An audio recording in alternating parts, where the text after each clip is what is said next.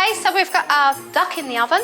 We've got our lovely veggies, our butternut squash and our sweet potato and our parsnips. They're all cooking away. And we've also now prepared, ready to be cooked, our Brussels sprouts.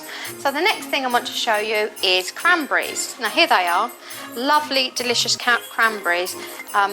Apparently, I've just been told, I didn't know this, by one of my researchers, is that if you bounce a cranberry on the floor, it tells you if it's fresh. If it doesn't bounce, it's not fresh. If it bounces, it's fresh. So I'm going to try it out. Yes, they're fresh. Anyway, so here they are. So basically what you want to do is pop these in a pan.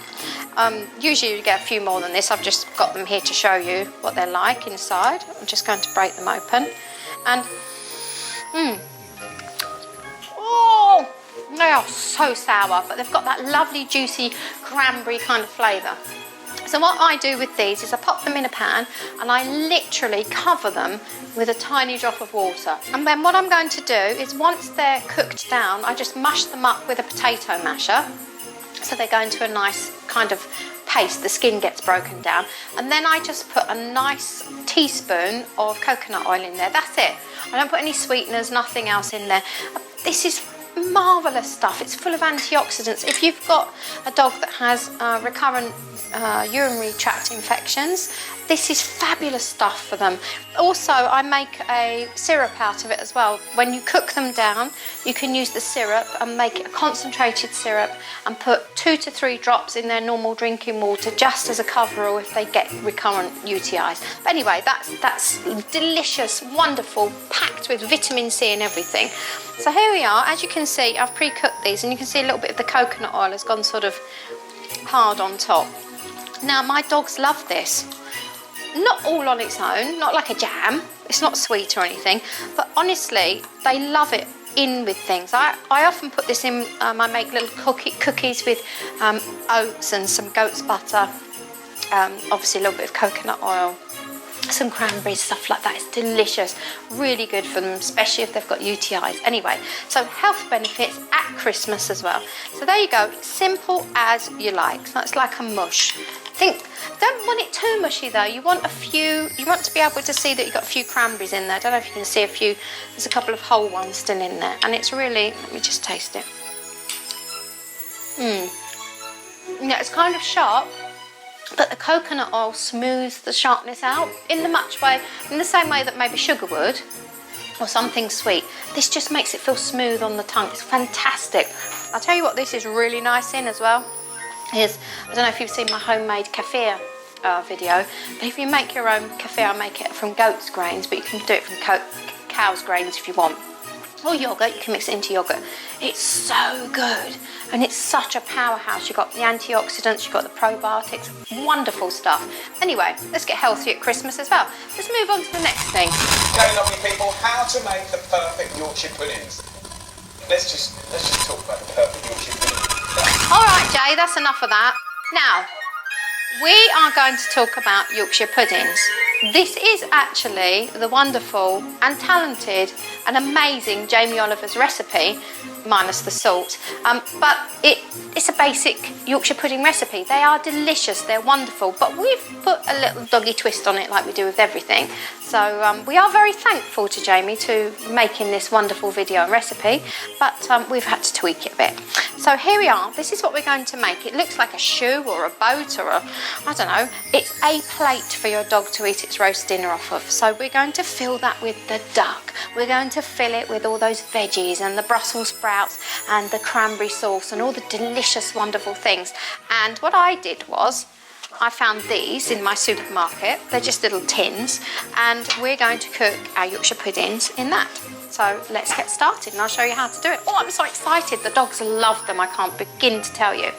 Anyway, so what we need is 4 eggs. These 3 are from my chicken. Actually, Penelope laid most of those. We have flour here, and we have peanut butter.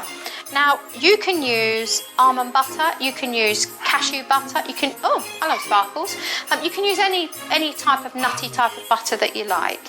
So, and we have 200 mils here, whoops, of full fat milk. So let's put everything together. So first we're going to crack the eggs. That's 1, 2, 3. That's all right, it's my little dog upstairs. Woo! Hang on, got 1 more, 4. Okay, so that just clean my hand there, 'cause I've got a little bit of shell on my hand. Don't worry if you get some shelling, because this is for your dog, okay? The calcium, the shells are packed full of calcium. Your dog will not mind if there's a tiny bit of shell. Don't panic. Now, the next thing we're going to add is flour, and we should really sift it, but I can't find my sieve at the moment, so I'm going to go like that.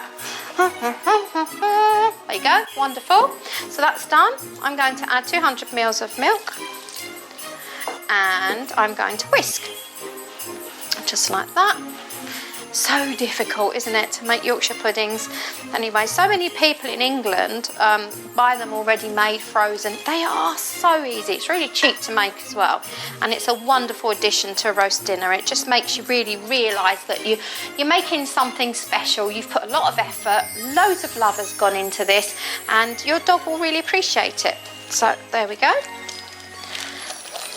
Now, there we go. So now we're going to put our peanut butter in. It needs to be smooth, whatever you use. I use organic. Make sure it hasn't got any sugar in it or anything nasty like that for your dog. And we're just going to plonk that in there. And there we go. Give it a good old whisk round. Get that air into it. There we go. There we go. And voila. That's it. You've got your batter.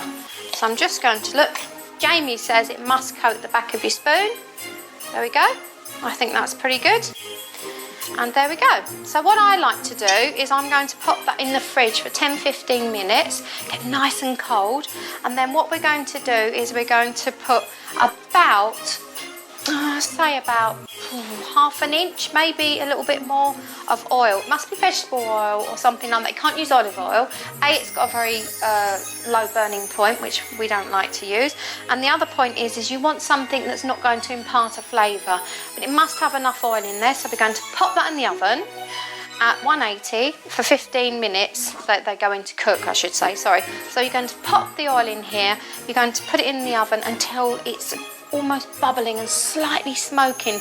It means it's exceptionally hot. That is the key to making wonderful Yorkshire puddings. And then what we're going to do is take this out of the fridge when they're ready, leave them in the oven and leave them on a baking tray or in the oven so that you can fill them up, and shut the oven immediately as soon as they're full up.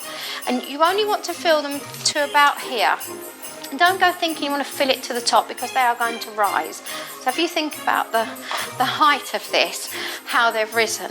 So you can smell that lovely peanut butter. So what you want to do is pop them in the oven, really, really hot fat, leave them in there for 15 minutes. And actually what I like to do is I take them out when they're ready and I turn them over, just like that, just to let any excess fat drip off. And it just gives this a little bit of a harden here, and it makes a perfect, little dish to put all your food in for your dog. I think it's wonderful. It's like a little edible slipper for your dogs to eat. So that's Yorkshire puddings, and they're so easy to make. Anyway, the recipe's on my website, as you know.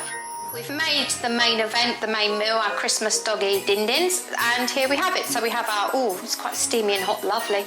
Our lovely duck here, which has had all its spices, lovely rub put into it, and sitting on a veg of vegetables. And we've got some vegetables inside. We've got our lovely squash and our parsnips and our sweet potato there. And we have our wonderful cranberries here with a little bit of coconut oil in. We have our halved Brussels sprouts, and I've put a little tiny drop of goat's butter on there. It's Christmas, just something nice there. And obviously we have our Yorkshire puddings, and this is what they've come out like. So we're going to use those as our little bowls. So I've put them on these paper plates so it's convenient for the dogs to eat. And I'm just going to show you what we're going to do. There we go. I'm just going to take a little bit of the meat and put it in there. And I think, as Chicholina has been so good, I think she deserves a little right now. There you go, Chicholina. That's some ducks for Chi-Chi. So we're going to fill up this end, a little bit of duck. It's up to you how much or how little. If your dogs aren't used to eating a varied diet, then I suggest not too much first of all. I'm going to take a few vegetables, and here I'm going to take a parsnip and a little bit of the squash and some sweet potatoes here. A little Brussels sprouts, just 2. You don't want too many of those for obvious reasons. And a tiny bit of the cranberry. I'll just put that on the end there, just to make a delicious meal. Now, I'm often asked about the gravy. I don't believe in giving dogs gravy, especially not commercially made one. I make all my own homemade gravy anyway. But I find with the dogs, they don't really like a gravy with this meal, and it tends to make the Yorkshire pudding a bit wet and soggy. So I leave it like that. But what you can do, I'll just show you quickly, is you can mush your carrots here, just like this, into a little mush, and your celery, if it will mush up. And normally one would put it on the hob, and you would add some water here, a little tiny drop of flour just to thicken it, and then you'd strain it through a strainer just to make a little sauce. But you can actually just put the mushy carrots on like that and just put it all in, and there we have it. There is our Doggy Christmas din-dins. So what we need to do now is see if my dogs like it. So see you in a minute. Merry Christmas!